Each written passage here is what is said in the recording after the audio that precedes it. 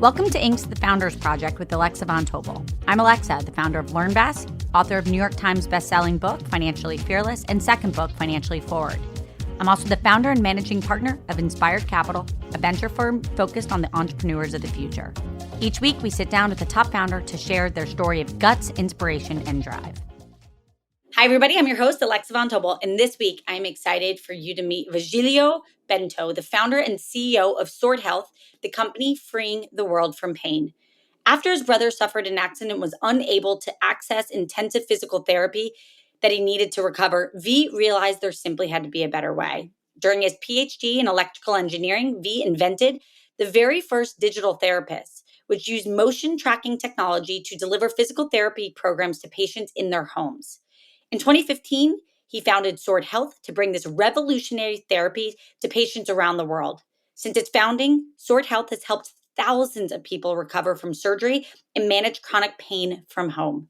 Sword's digital therapist is proven to outperform traditional physical therapy and reduces surgery by over 60%. V holds almost 20 patents and has authored more than 40 research papers in fields as diverse as sensor fusion algorithms, motion tracking systems, and neuroplasticity. He's devoted his career to bringing positive change to healthcare and using technology to improve patient experience and outcomes. And with that, let's welcome V. Let's go to the beginning. Let's talk about Sword Health. Give us the aha moment. Give us the reason why. Walk us through that early chapter.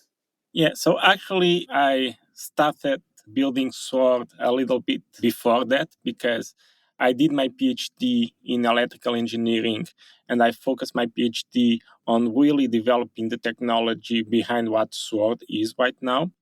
And the reason why I focused my PhD on fixing how we recover people from pain, how we recover the physical health of patients, was because I felt very vividly when I was a young boy the challenges that families face when they have to recover a loved one. And I saw that with my brother and the challenges that my parents faced, and that stuck with me. So when I did my PhD because I really wanted to solve this problem from a technological standpoint. And then after I finished my PhD, then we launched Sword, and then we focus on building this technology and bringing this technology to market. So let's go back a little bit to your aha moment. I know a lot of your passion and commitment to building Sword is really because of your brother. So 25 years ago, my brother had a car accident, and after that, he was roughly 12 months in a coma. And when he woke up from his coma, he was in need of high intensity, high quality rehabilitation services. And by then, I saw very vividly the challenges that my parents faced to deliver that kind of therapy to my brother. And that stuck with me because we created such amazing technologies in so many different dimensions of our existence.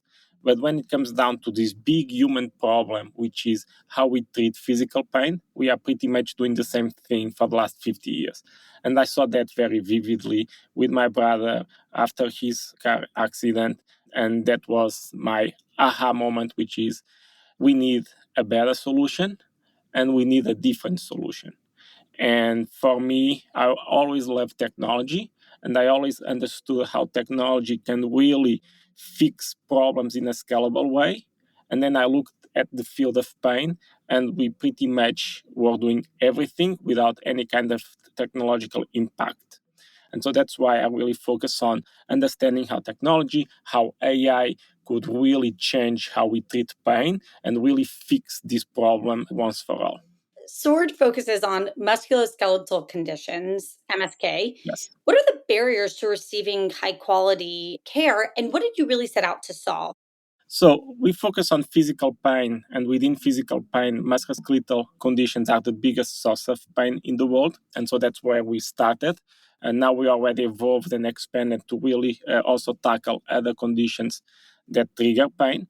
But the thing is, if you have low back pain, if you have shoulder pain, if you have neck pain, right? Everyone knows someone that has pain, right? It's estimated that 50 million Americans have pain every single day, right? And on top of that, 90 million Americans have pain at least once per year. So either every single day or once per year, 140 million Americans have pain. And worldwide, we are talking about roughly 2 billion people. There are basically three ways right now before SWORD to find a kind of a solution. Accessing high quality, high intensity physical therapy. But the problem is no one is able to fit that appointment in that PT clinic 2 weeks from now, driving across town back and forth, finding time in your schedule with work, with kids, right? And what happens is you do that once, you do that twice, and then you just drop out. But the problem is that you fail to adhere and to comply with the solution, which should be high quality, high intensity physical therapy, but you still have a problem. You still have pain. And what you do next is you try to find a silver bullet in the form of surgeries or a silver bullet in the form of opioids. And then we get to this big financial and human problem with physical pain and how we treat musculoskeletal conditions. And that's really the problem that we are solving, is really how can we fix people without having this massive financial problem and really eliminating this human problem connected with painkillers and opioids. And that's basically where we are focused. One thing that's so impressive about SWORD is the idea of delivering a personalized pain care plan at scale. So let's talk a little bit about how the technology helps achieve that. Pretend I'm your patient, I'm your customer. Walk me through it. First, let me tell you the solution, as we discussed, should be high quality, high intensity physical therapy, right? So, what this means is you should have 3-4 sessions per week with a human physical therapist next to you every single week for 3-4 months, right? Of course, no one is able to access this kind of therapy and this kind of intensity. First, because it's very costly, and also because there are not enough human PTs for all the people that have pain. What we created was basically a solution that focuses on what we call our digital therapist, which is an AI solution that basically replicates the human physical therapist and allows you to do your sessions independently at home. And with that, you can really access a high quality therapy with the same level of patient experience as if you were in a PT clinic, but you do that using an AI solution, using our digital therapist. And through that model, we remove all barriers in terms of access to care. As an example, we have patients doing their sessions in Bora Bora, right, and sending us pictures of that. That really solves the problem, because the big problem is no one is able to comply with a high quality, high intensity physical therapy program. And our solution, our AI digital therapists, are basically infinitely scalable. And because of that, everyone can access them at home and when they want it. And so, what you do if you are a patient, you basically go through our screening process where we evaluate what's the best program for you. And then you schedule a call with one member of my clinical team. And in that call, we focus on really understanding all the nuances that you have as a patient. Also focus on providing the human touch, which is very, very important. You receive at home a kit, which is basically our digital therapist, which is a tablet that is able to, one, analyze your motion as you perform the exercises, the therapeutic exercises, analyze those movements with clinical precision, and then provide feedback to you, just like if you are in a PT clinic in a face-to-face session with a human therapist. And then every single day you do your sessions, all the information goes to the cloud where our AI system recommends the human PT changes to your program. What this means is that, as an example, would be, hey, Alex, I just saw that you did your session perfectly today. Last week was a little bit challenging in the last 2 sessions, but this one was really, really good.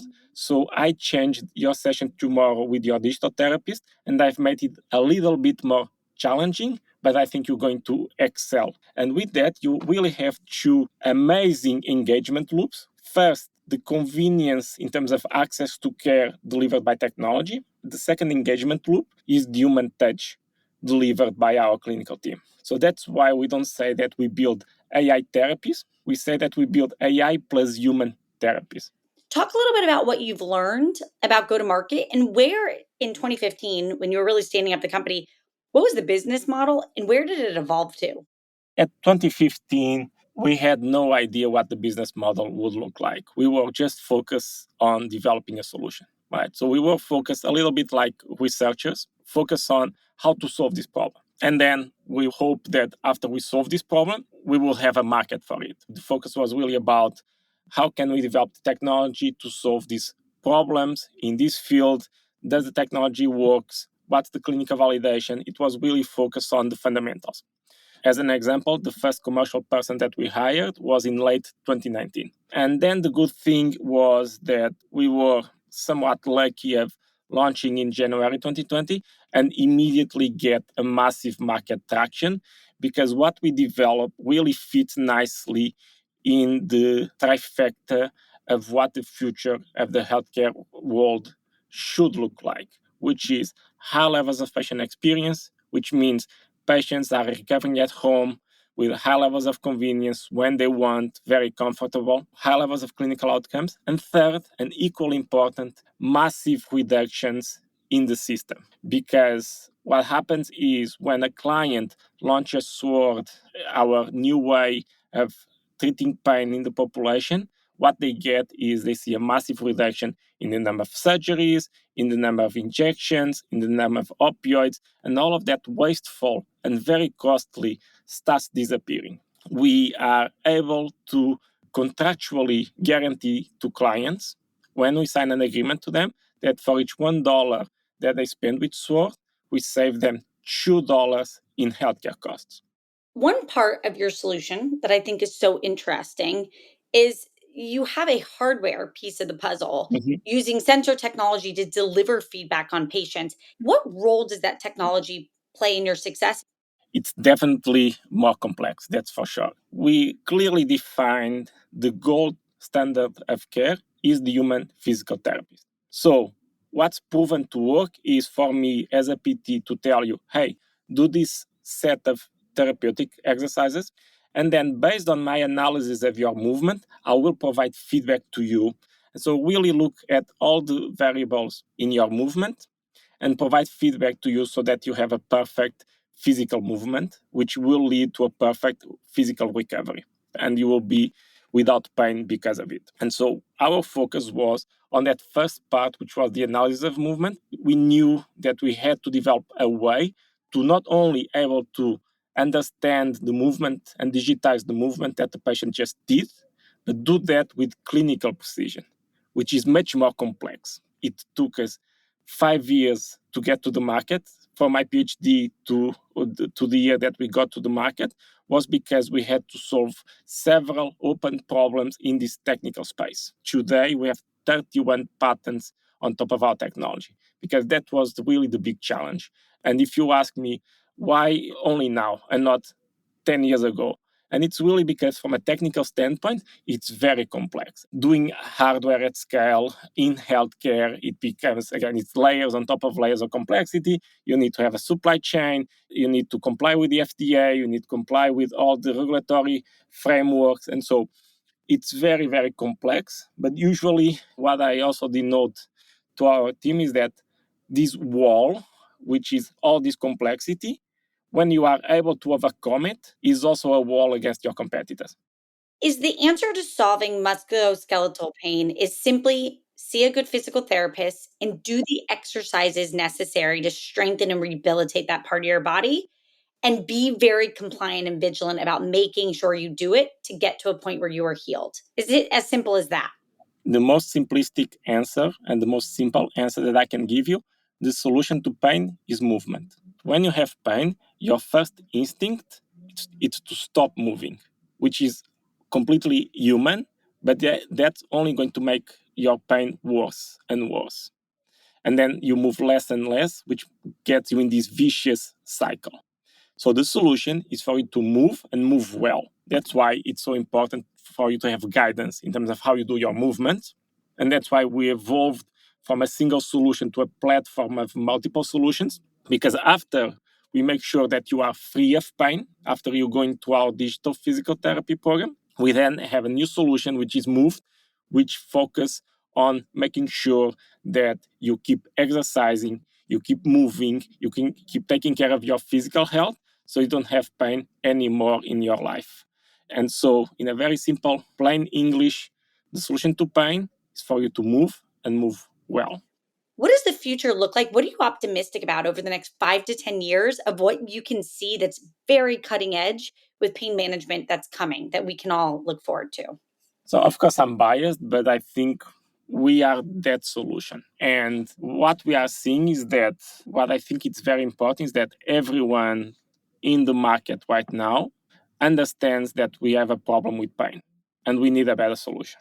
And what we are seeing now is that when you replace all of those wasteful surgeries that don't improve the condition of the patient, when you replace all of those opioids and those painkillers with a solution like SWORD, a solution that focuses on, without surgeries, without pills, is able to get you to move and move well, and therefore you will be free of pain. People are exponentially increasing way recognizing that this is a solution. And our goal in 10, 15 years is to go from now you have pain and your first immediate reaction is let me get a pill, let me get a painkiller or an opioid, or let me see an orthopedic surgeon. To go from there to my first course of action is to enroll in SWORD because I know that's the solution to my pain problem. And of course, that's not going to happen overnight, but I deeply believe that that's the solution to pain. And with that, Alexa, really get to something which for us is very, very important. We've been talking about pain management, and I don't think people realize how ironic that is, that we call the clinical field of pain management right now. When you talk about cancer, you don't talk about cancer management, you talk about cancer treatment. But for some reason, when it comes to pain, we've been okay. Actually, the official name is calling it pain management. And that tells us a lot because we failed in such a massive way to find a way to treat pain that now, in terms of all the science and the clinical world, is focused on making sure that you are able to cope and live and manage your pain. And so that's really the change that we want to bring, is really focus on changing from pain management to being free of pain treatment, and not only being free of pain, but staying free of pain. That's why we need multiple solutions and not just one single tool to treat pain, because otherwise, then you get into this roller coaster where you are free of pain, you get into the old ways of doing things, you get pain, and then you need treatment. So our focus is really to make sure that we treat your pain, and then we make sure that you are free of pain forever. And we'll be right back after a message from our sponsors. V, I want to transition a little bit to you. You grew up in Portugal. Is there something your parents did that in the rearview mirror really contributed to your comfort taking this risk? Was it clear that you were always comfortable with risk? Funny enough, the Portuguese culture is a very risk averse culture. Traditionally, my parents are also risk averse. I think all parents are risk averse regarding their kids, but even more in Portugal, even more in Europe. I think I was always very curious, and my parents always allowed me to really follow my curiosity wherever it takes. And I think that was very, very important because if we look at SWORD, it really comes down to my curiosity of finding a different way in terms of how we do things. My parents always enabled me and almost powered my curiosity to find what I wanted to do, to find how things worked. That enables me to do what I'm doing now. Even now, it really comes down to how we solve this problem in a different way. And if you are not curious, you will always try to follow what's being done. And if you do that, then there's no success to be had because you are just doing the same thing all over again. So I think curiosity it's a very important piece. And I think that's a gift that my parents gave me. I want to talk a little bit about the transition from PhD to entrepreneur. What about the rigor of a PhD to then the rigor of being a CEO? And there's probably some similarities and differences. Talk us a little bit about that transition and how that's been personally for you. It was, I would say, extremely challenging because when you are doing a PhD, it's all about precision, it's all about the scientific method. And then there's a pragmatic nature of being a CEO that if you are always so idealistic about how you do things, you're going to get stuck and get nothing done. It took me way too much time to travel that transition from a PhD to a CEO, but eventually I got there. You hold literally call it almost 2 dozen plus patents, and I'm sure many more are coming. I think it's 16 and counting. Give us a sense of that inventor in you. I think it comes down to you think in terms of systems. Whatever the technology is, it fits within a system. And so I always think from first principles, what's the best solution to this problem? And really understanding what's the problem, first getting the diagnostic done, what's missing, and then really have extensive set of tools to really understand which tools solve this problem and how do I need to change this tool to creatively solve this problem. So what's implied there, again, it comes down to that curiosity. What's the problem and why do we have a problem here? That's the first step, being curious about the problem. And then second, always be learning new tools, new technologies, new approaches. For me, creativity is about connecting the dots. First and foremost, you need to have the dots in order to be able to connect them. And so that's why I'm always educating myself on new technologies, getting those new dots in the system, because the more I read, the more I learn, the more I educate myself, that will allow me to then educate, connect the dots, and find a solution in a very orthogonal way to a problem that exists. And that's what innovation is. And that's, again, right now I think we have 31 patents. I honestly don't know how many of those are in my name, probably 20 or something like that. I learned about something in a completely different field. And for me, that was always like the fun way of doing things. You've said before that self-confidence is incredibly important as a founder. Yeah. How do you build confidence? How do you build it? How do you keep it? How do you maintain it? The best answer that I have for that, you are somewhat born with it. I think all of the stuff that you do afterwards validate your belief and your confidence, but I think you start with that confidence because that confidence is what going to make you solve the problem in the first place. If you as a CEO don't believe, then no one will. Amen. Investors won't believe, your employees won't believe. And so when you lose faith, you just need to check out because that's that.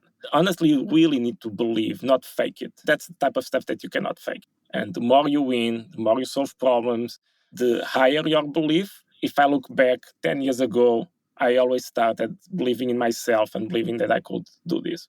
You've shared that one big part of your philosophy on life is to really maintain that chip on your shoulder. Yes. Tell us about that drive and hustle. Where's it come from? And tell us more about the philosophy of maintaining a chip on your shoulder. It's getting rejected. If you don't get rejected, I can assure you that you don't have a chip on your shoulder. I believe that getting rejected, it's very healthy, at least for us to be successful. I was born in Portugal without pedigree, without knowing anyone that could make an introduction. My first investment ticket was $150,000 in our first year. In our second year, my second investment was $250,000. And in my third year, my third investment was $400,000.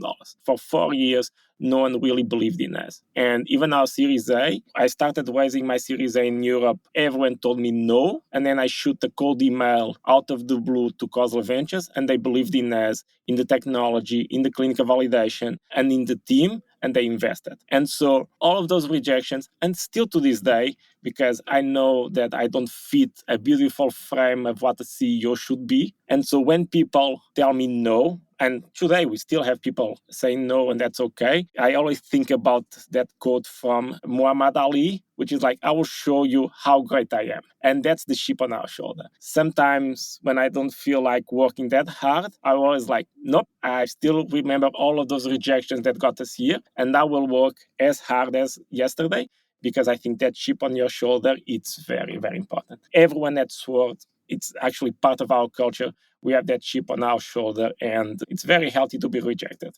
Last question. Building a company is stressful. How have you learned to adapt through that? Tell us some of your tricks or philosophies on managing through the emotions of the hard part.